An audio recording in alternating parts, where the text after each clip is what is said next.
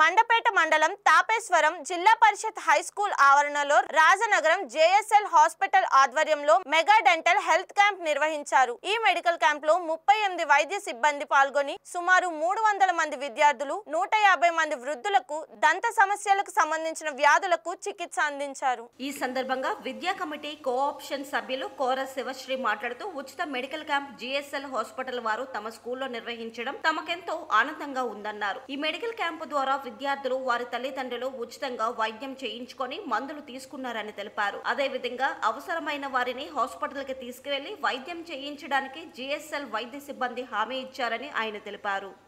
తాపేశ్వరం జిల్లా పరిషత్ హై స్కూల్లో రాజమండ్రికి చెందిన జిఎస్ఎల్ మెడికల్ కాలేజీ వాళ్ళు డెంటల్ ఉచిత క్యాంప్ నిర్వహించడం జరుగుతుంది। ఈ క్యాంప్ నిర్వహించడం మా స్కూల్లో నిర్వహించడం మాకు చాలా ఆనందంగా ఉంది। విద్యా కమిటీ తరఫున ముందుగా వాళ్ళందరికీ కూడా అభినందనలు తెలియజేస్తున్నాం। పిల్లలు చాలామంది పంటి సమస్యలతో బాధపడుతున్నారు। వాళ్ళందరికీ కూడా ఈరోజు ఫ్రీగా కాలేజీ వాళ్ళు ఉచితంగా వైద్యం అందిస్తున్నందుకు చాలా సంతోషంగా ఉంది మా అందరికీ కూడా।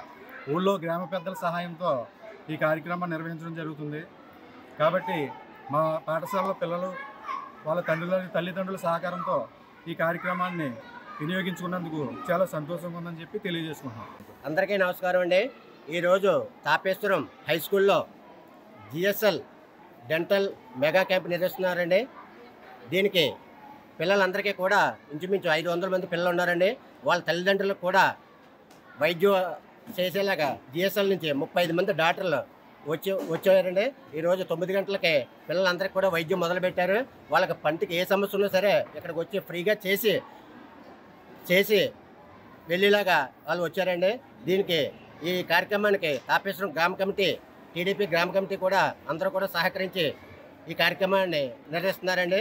ఈ సంస్థకి జిఎస్ఎల్ సంస్థ వారికి చైర్మన్ గారు కూడా మా స్కూల్ ఎంచుకుని ఇక్కడ పిల్లలందరికీ పంటి సమస్యలు రాకుండా చూడడానికి ఆయన కృషి చేసినందుకు వాళ్ళకి మా తాపేశ్వరం గ్రామ కమిటీ తరపున ధన్యవాదాలు తెలియజేస్తున్నామండి।